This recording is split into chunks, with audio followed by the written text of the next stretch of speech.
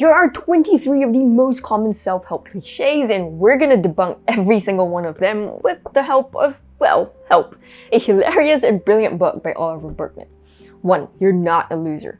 They always tell you, you're not a loser. Well, sorry to break it to you, but you are kind of a loser. If you list all your friends and then ask them all how many friends they have, their average is likely to be higher than yours. But it's not your fault. This is the friendship paradox, courtesy of sociologist Scott Feld. You are more likely to be friends with someone who has more friends than with someone who has fewer friends. Some people may be completely friendless, but you're not friends with any of them, are you? This happens everywhere. People at the gym are fitter than you because you don't see the ones who don't go. People at your book club are better read than you because you don't see the ones who don't read. So the next time you think, I'm such a loser, well, that's probably true, but it's true for everyone else too. 2. Finish everything you start. Finish everything you start, they say. Don't give up. This is BS. In war, a medic will usually divide the wounded into 3 groups. Those who'd die even if they got medical attention, those who'd survive even if they didn't get any, and those for whom medical attention would make the difference between life and death. With limited resources, it makes sense to focus mainly on the 3rd group. Now, when it comes to your daily life, you also have limited resources. So assume any emails older than 3 weeks are dead, or the senders have already found a solution. Don't reply these emails ever. For crappy books you don't want to finish, they're also likely dead. Personal projects that you wanted to start, but you're no longer interested in, say no. And friends who are a chore to meet up, don't bother, it's okay to quit. 3. It's about learning to dance in the rain. Possibly one of the most overused cliches ever. It's about learning to dance in the rain. Sometimes, no, I don't want to dance in the rain while commuting 2 hours back home after 10 hours in the office. But I love the feeling of true relief when I finally do get home and get a nice warm shower. This is a very much overlooked category of pleasure, the joyous moment when a bad experience stops. So the next time you drop your phone on the sidewalk and realize it's totally fine, enjoy that relief. Tomorrow, when you're at your crappy office job and the clock strikes 6, enjoy that relief. When it rains cats and dogs drenching you from head to toe, the moment you step foot in your hot shower, enjoy that relief. 4. A fresh start in life. We love to think that having a fresh start in life and starting over, whether it's moving to a new sunnier city, getting a promotion, getting married, or having children, will automatically bring happiness. But what's at work here is the focusing illusion. We chronically overestimate the amount of happiness that any one life change will have in our lives. In fact, everything you see here is much more likely to induce stress rather than happiness. And when we feel stressed instead of happy, we think, what the heck? And this itself becomes another source of disappointment. So forget about fresh starts in life. 5. Random acts of kindness. You might have heard this, carry out a random act of kindness with no expectation of reward. But if you've ever been at the receiving end of this random act, instead of thinking, aw, that's so kind, your first thought might be, what the heck? Why? Because the human brain doesn't like to feel like it owes someone something. So when receiving a random act of kindness, it makes the receiver feel indebted to the giver, and the receiver starts questioning the motives behind the act. It's not the kindness of the act that's the problem, it's the randomness. Instead, carry out a targeted act of kindness, like volunteering your time for the less fortunate. 6. Anything worth doing is scary. You've probably heard the phrase, anything worth doing is scary, so do it scared. But it doesn't necessarily follow that everything scary is worth doing. As Oliver says, running blindfold across a busy stretch of motorway would be terrifyingly scary, but personal growth will be unlikely. So before doing anything scary, ask yourself, is it scary because it's worth it, or do you think it's worth it just because it's scary? 7. Set SMART goals. SMART goals stand for specific, measurable, attainable, realistic, and time-bound goals, popularized by author and motivational speaker Brian Tracy. Now, let's say you set a SMART goal to become a millionaire by 40. Well, here's the problem. If you obsess over the very specific destination, millionaire by 40, this will push against your other priorities in life. Oliver talks about a man who did become a millionaire at 42. so right on target. But he was also divorced and had health problems, and his kids didn't talk to him anymore. To counter this, have a broad sense of direction in life without obsessing over the exact specific destination. 8. Resist impulsive spending. Money experts say, resist impulsive spending. Sadly, this takes into account only myopia, where our impulsive spending may lead to buyer's remorse in the short term. What this fails to consider is hyperopia, where in the long term we pine for the pleasure that we might have had instead. With myopia, our buyer's remorse fades quickly. With hyperopia, on the other hand, the sense of missing out starts small, but it grows bigger over time. American researchers Ren Kivets and Annette Keenan asked students what they regretted about a recent college holiday, and they said they wished they'd studied harder or worked to earn more money. But when asked about a holiday that happened 1 year ago, they regretted not traveling and not having more fun. So spend on what you enjoy the most. You may have buyer's remorse in the short term, but you avoid the sense of missing out in the long term. 9. Don't eat your feelings away. Don't eat your feelings away, they say. Well, sometimes emotional eating works and you should do it. Here's why. Prof. Norbert Schwarz at the University of Southern California discovered that seemingly insignificant factors like the weather can have a huge influence on how you feel. For example, just because it's raining outside or you're moderately hungry, these factors can actually make you feel unhappy. But it's never your first thought to think about the weather or your hunger. Instead, you just think that your life sucks. These small factors condition how you feel about everything. That's why sometimes a simple tuna sandwich in the middle of your day can make your whole day feel better. 10. Find your passion. Another overused cliche. Find your passion and you'll never have to work a day in your life. This assumes passion is somewhere out there waiting to be found. But passions are not found, they're created.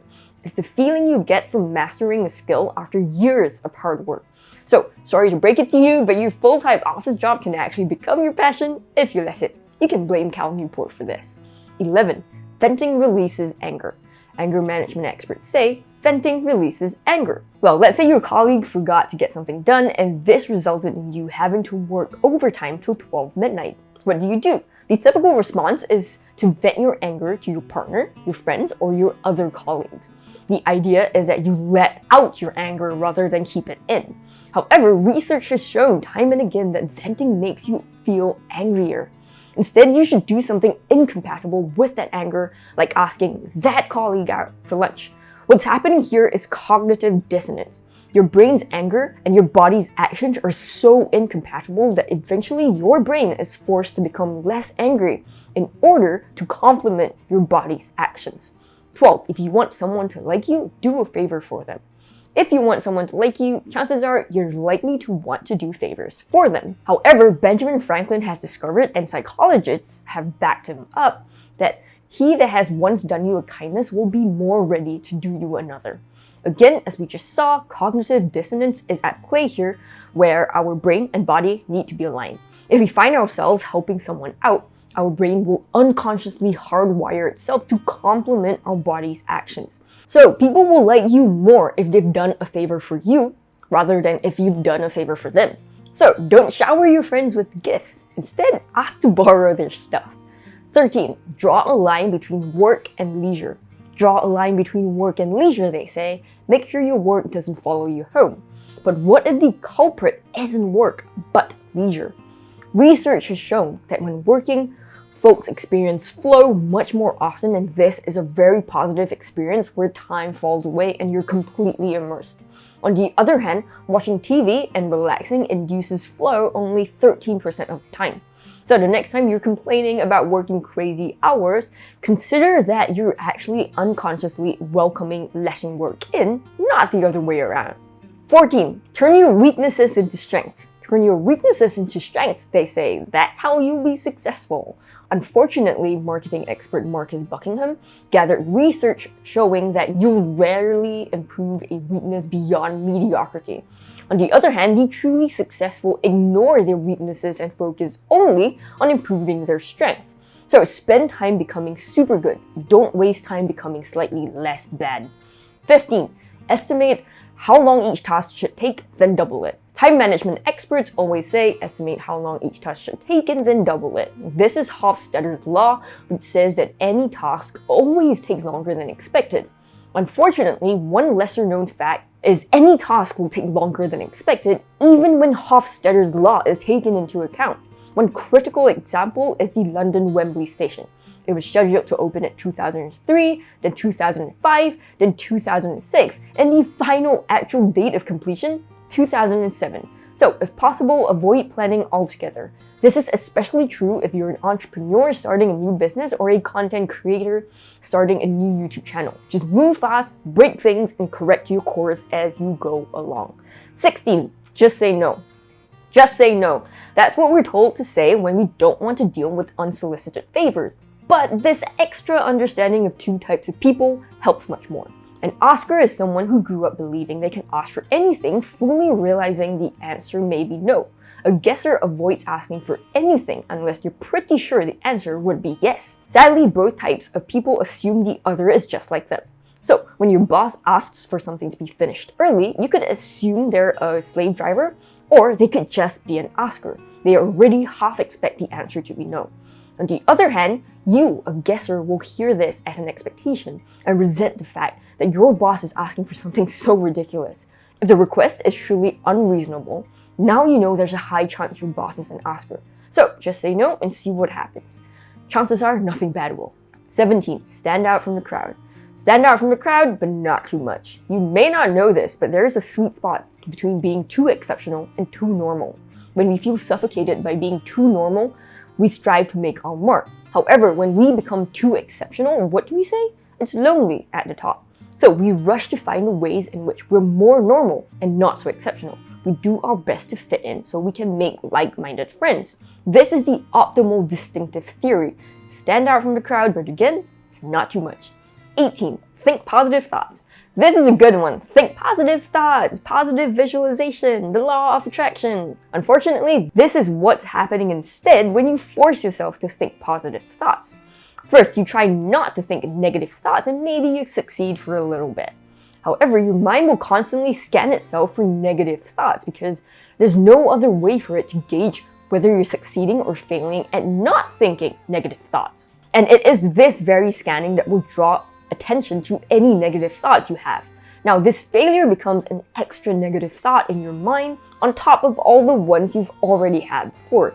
This entire process is called the ironic process theory, and it's based in science. Well, unlike think negative thoughts and positive visualization. 19. Fewer than 6 hours of sleep a night may lead to an early death. Sleep experts always tell us consistently getting fewer than 6 hours of sleep a night may lead to an early death. Well, thank you very much. What better news to soothe my insomnia than to know I'm going to die early? Unfortunately, as we've already seen, one surefire way to not sleep is to force yourself to sleep. And here's exactly what will happen according to the ironic process theory by Harvard psychologist Daniel Wagner. Lucky for us insomniacs, Romanian philosopher Emil Cioran, also an insomniac, found that his creativity heightened during his sleepless nights. In fact, he asked, what rich or strange idea was ever the work of a sleeper? Basically advising us to get less sleep and hopefully reduces your anxiety about an early death. 20. It takes 28 days to develop a new habit. Everyone thinks it takes 28 days to develop a new habit. Unfortunately, self-help clings to this 28-day rule because it sounds easy enough to do so. Tell someone that it can take up to 245 days for a habit to stick, scientifically proven by University College London psychologist Philippa Lally, and practically everyone will give up because it's too dang long. 21. Get up before 5 a.m. every day. Practically every successful person gets up at some ungodly hour, making the rest of us feel like sloths by getting up only at 8 or 9 a.m. However, when psychiatrist Daniel Kripke attached motion sensors to his sleep research subjects, he found that none of the people who claimed to be getting up at 4 a.m. actually were. So, maybe just stop listening to the media and just listen to your body. 22. Accept yourself as you are. Self-help authors like to tell us, once you accept who you are, that's where you'll find peace. With this type of acceptance, we resign to our fate. Case in point, best-selling book, Who Moved My Cheese urges employees to embrace layoffs and longer working hours. Instead, yes, we do need to accept that what's happening is happening, but that doesn't mean we put up with it. After acceptance, then comes the next step. We change ourselves or our situation. This is the acceptance paradox. When you accept yourself, then you can change. 23. 150 ways to de-stress your life. Social media has so many of these tip lists, like 150 ways to de-stress your life, 50 productivity hacks you can get done in 2 minutes, yada yada. That's because reading lists of things to do is often a seductive way to avoid doing them. It's easy to consume, and we feel like we're being productive when we're actually not. Don't worry though, I'm exactly the same. I love these tip lists too, so that's why I made another video you can check out on the screen, and I'll see you in that one.